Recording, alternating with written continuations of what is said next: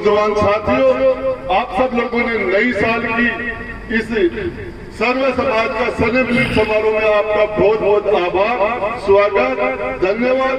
आपने सारे जनप्रतिनिधियों का जो स्वागत किया, जो हमारे नरेंद्र जी गिल साहब ने बताया कि पिछली एक साल 2020 का जो साल निकला वो पूरी दुनिया के लिए खराब साल था, महामारी का प्रकोप था और इस वजह से हम 3-3, 4-4 महीने तो सारे लोग लॉकडाउन के अंदर चले गए थे और इस बीजेपी के कारनामों की वजह से हमारे राजस्थान की सरकार जो 2 महीने तक होटल में चली गई थी, बीजेपी के हमारे देश के प्रधानमंत्री नरेंद्र जी मोदी साहब ने और इस बीजेपी के लोगों ने चुनी हुई सरकारों को गिराने का ठेका ले रखा था।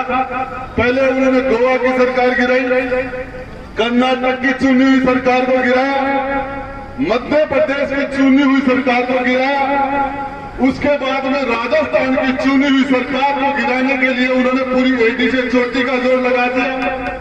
उसको बचाने के लिए आपके भाई उदय त्रिपाठी से आपके भाई राजेंद्र गुड्डा ने भी पूरी जी जान के साथ इस लोकतंत्र से चुनी सरकार को बचाने के लिए पूरी जान लगाई। इसके साथ मेरे से पहले जितने वक्ता बोल चुके, हमारे विद्याधर जी गिल साहब के बोलने के बाद ज्यादा कुछ बचता नहीं है। जो बातें पहले बोल चुके उन बातों को दोबारा बोलने से समय ही जाया होता है। मैं तो आपको बताऊं, हकीकत बात है, हमारा अन्नदाता तो पूरे देश की जनता, वाल्मीकि समाज से लेकर ब्राह्मण समाज तक 36 कौम के लोगों का पेट भरने का जो काम करता है अन्नदाता, वो देश की राजधानी में लाखों की संख्या में माइनस टेम्परेचर के अंदर, लाखों की संख्या में ओलों के अंदर, बारिश के अंदर दिन रात 45 दिन से ज्यादा का समय हो गया और कितने किसानों ने अपनी जान दे दी देश के लिए। जय जवान और जय किसान का नारा लगाने वाले ये प्रधानमंत्री नरेंद्र मोदी, इनको मैं कहता हूं, इन किसानों के साथ तो जितना बड़ा विश्वासघात, कुठाराघात ये किया है, इस बात पर तो देश के प्रधानमंत्री नरेंद्र मोदी को यदि थोड़ी बहुत भी शर्म है तो उनको अपने पद से इस्तीफा दे देना चाहिए, कुर्सी छोड़ देनी चाहिए। और जब देश का किसान कह रहा है कि हमें तुम्हारा ये काला कानून नहीं चाहिए, और वो कह रहा है, नरेंद्र मोदी कह रहा है जिसने जिंदगी में कभी खेती के बारे में भी सीधी नहीं देखी, वो कह रहा है कि नहीं, तुम्हें ये कानून तुम्हें मानना पड़ेगा।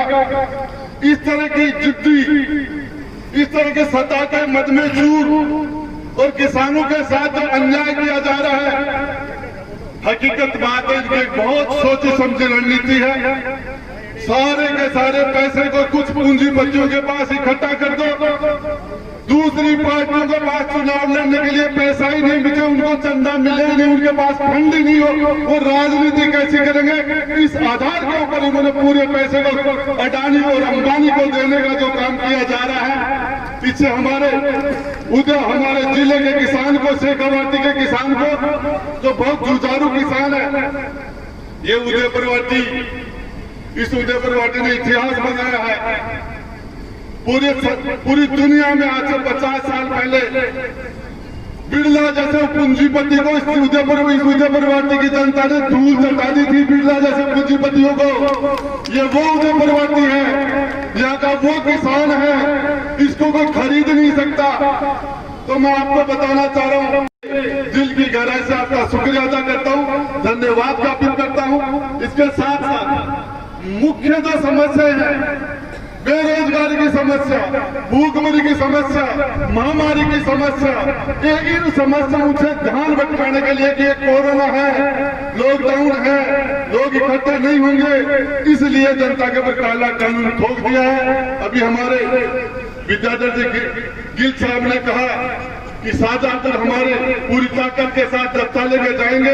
हमारे माननीय लोकप्रिय मुख्यमंत्री गहलोत साहब का भी निर्देश है, पार्टी का भी निर्देश है, और इस मामले के अंदर हम इस नरेंद्र मोदी के गलत फैसले के खिलाफ, काले कानून के खिलाफ ईंट से ईंट बजाने का काम करेंगे और उनके मंसूबे पूरे नहीं होने देंगे। राजस्थान में ये मंडियां खत्म हो जाएंगी, पूरे किसान का पूरा कल्चर खत्म हो जाएगा। इस कानून की यदि बारीकियां देखोगे, आप उसके अंदर जाओगे तो सारा का सारा कानून उसी तरीके से है। शुरू के अंदर ये आपके मोबाइल के अंदर जियो की सिम फ्री थी, बोले जियो का सारा सिस्टम फ्री, व्हाट्सएप फ्री, और अब पैसे लगने लगे। 1 साल तक 1.5 साल तक लोगों को फ्री का दासा देंगे और उनको इस चीज का आदी बना देंगे और उसके बाद ये अपने मंसूबे पूरा करना चाहेंगे। लेकिन हम आपको विश्वास दिला रहे हैं, राजस्थान की सरकार और राजस्थान का किसान, राजस्थान की जनता, ये उदयपुर वाटी का किसान, नौजवान, कुछ भी हो जाए, नरेंद्र मोदी के मंसूबे पूरे नहीं होने देंगे इस उदयपुर वाटी की धरती पर। इसके साथ साथ समय काफी हो गया, काफी समय से आप बैठे हैं और आप अंदाजा लगा सकते हैं। विद्याधर जी ने, गिल साहब ने कहा, प्रमुख साहब ने, इन्होंने टेंट इतना छोटा लगाया और इनको था कि 100-200 लोग आएंगे। हकीकत बात यह है, मैं प्रमुख साहब आपको बताना चाहता हूं, ये नरेंद्र सिंह तोमर साहब का प्रधान नहीं बनने का इन यूथ व नौजवानों का आक्रोश है। 11-11, 12-12 हमारे पंचायत समिति सदस्य होने के बाद किस तरह की राजनीति की जा रही है। ये हमारे जिस व्यक्ति ने डॉक्टर के रूप में, समाज सेवा के रूप में, जिनके परिवार का एक बहुत शानदार इतिहास रहा है, कुछ परिवार का एक शानदार व्यक्तित्व हमारे सामने आया और उस व्यक्तित्व के सेवा से हमें वंचित कर दिया गया, और सिर्फ इसलिए कि उदयपुर वाटी की लोकल लिटरेसी पैदा ही नहीं हो।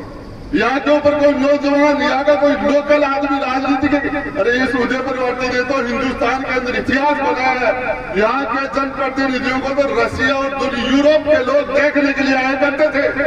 ऐसा इतिहास है उदयपुर वाटी का। तो मैं आपको बताना चाह रहा हूँ, ये जो आपने सोचा कि 150 लोग आएंगे, ईमानदारी की बात है कि आप, यदि आपका पंडाल होता, ये कोरोना नहीं होता, लोगों तक सूचना होती, तो ये प्रमुख साहब लोग यहाँ जगह नहीं मिलती बैठने के लिए। तो मैं इसके साथ साथ मुझे बताया गया कि गुड्डा के अंदर गवर्नमेंट कॉलेज बनाने का जो अवसर मिला, उसके अंदर उसका जस मुझे मिला, उप तहसील का भी यश मुझे मिला आपका आशीर्वाद से। और मुझे विद्याधर जी गिल साहब ने आदेश दिया कि इस गुड्डा की तहसील का उप हट जाना चाहिए। तो मैं आपको बताना चाह रहा हूँ, आप सारे मेरे बड़े और छोटे भाइयों को आने वाले बजट के अंदर पूरी जान लगा दूंगा और इसका 100% रिजल्ट लेके दिखाऊंगा, और उसके बाद ये इस तहसील की उप हटेगी। इसके साथ मुझे दूसरा निर्देश दिया गया कि हमारे यहाँ बिजली का एक्शन ऑफिस हमारे यहाँ हो और ये छोटी छोटी समस्याओं के लिए लोगों को नोलगंज नहीं जाना पड़े। मैं उसके लिए भी पूरा प्रयास करूंगा और रिजल्ट आपको लाके दे दूंगा। तीसरी बात जो एमजीएम कोर्ट है, उसका मुझे मेरे सामने जो बात रखी गई, इसके लिए मैं आपसे पूरा वादा नहीं करता, मैं प्रयास करूंगा। हो सकता है मैं सफल हो जाऊं, फिर आगे और प्रयास करेंगे। और इसके साथ साथ ये 1 साल किस तरीके से निकला आपको पता है। राजस्थान में आपके भाई राजेंद्र गुड्डा ने 1 करोड़ रुपए कम से कम 30,000 परिवारों को 10 दिन तक का खाने का 1 करोड़ रुपए का, जो जिस टाइम हम घरों में बंद हो गए थे, मजदूरों के जो हैंड टू माउथ जो लोग दिल्ली वेजेट पर जो लोग जी रहे थे, उनकी खाने की कोई व्यवस्था नहीं थी, उसके अंदर हमने 1 करोड़ रुपए का हमने बजट विधायक कोटे से दिया। उसके साथ सरकारों ने भी प्रयास किया, यहाँ के सारे भामाशाहों ने भी प्रयास किया, नौजवानों ने भी प्रयास किया, और हम कुछ राष्ट्र से हम बाहर आए। जिस जैसी महामारी के सामने अमेरिका जैसी महाशक्तियों ने हथियार डाल दिए, यूरोप की तो विकसित जो कंट्रियां थी, जो डॉक्टर साहब को पता, जिनका स्वास्थ्य का खर्चा किस लेवल पर है, डॉक्टर नरेंद्र सिंह जी को पता है। और सबसे बढ़िया भाषण हमारे वाइस चांसलर साहब दे रहे थे, लेकिन देवचंद जी ने उनको सीमा के अंदर बांध दिया। तो इनका स्पीच सबसे शानदार होने वाला था, आपको बुला के, और हमारे विद्याधर जी गिल साहब ने बहुत शानदार काम किया, इसके लिए मैं उनको साधुवाद देता हूँ।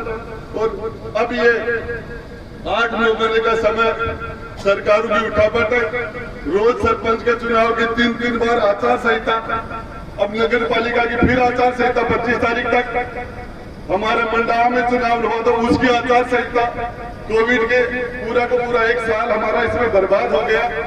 हम लोग आपस में मिल ही नहीं पाए एक दूसरे के, तो जो भी कमियां रही, जनता माँ बाप होती है और जनता इसके अंदर जो भी आदमी, चाहे सरपंच हो, चाहे पंचायत समिति मेंबर हो, चाहे प्रधान हो, चाहे MP MLA, इनको पैदा करने वाले सारे आप ही लोग हो। और आप लोगों की वजह से ये सारे लोग ऊपर बैठे, इनको बैठाने। तो मैं सभी नव निर्वाचित जनप्रतिनिधियों को कहता हूँ, ये समय आता है और चला जाता है। लोकतंत्र में विपक्ष तो रहेगा, विपक्ष के बिना लोकतंत्र की कल्पना नहीं की जा सकती। विपक्ष का भी सम्मान होना चाहिए। और लोकतंत्र के अंदर आप लोगों को जो अवसर मिला है, इस अवसर के अंदर आप लोग ऐसा कुछ करो जो आप समय जाने के बाद लोग हमें याद करें। समय आता जाता रहता है, इसके अंदर ये जनता किसी की बपोती नहीं है। जिनके राज के सूरज नहीं छिपते थे, उनके राज का अंत हो गया। तो आप और हमारी तो औकात ही क्या है। मेरा तो आप सबसे निवेदन है, आपने जो शानदार कार्यक्रम किया, छोटे से शॉर्ट नोटिस पर इतना बड़ा कार्यक्रम किया, इसके लिए मैं और जो सबका स्वागत किया, इसके लिए बहुत बहुत धन्यवाद। जय हिंद, जय भारत, जय जवान, जय किसान।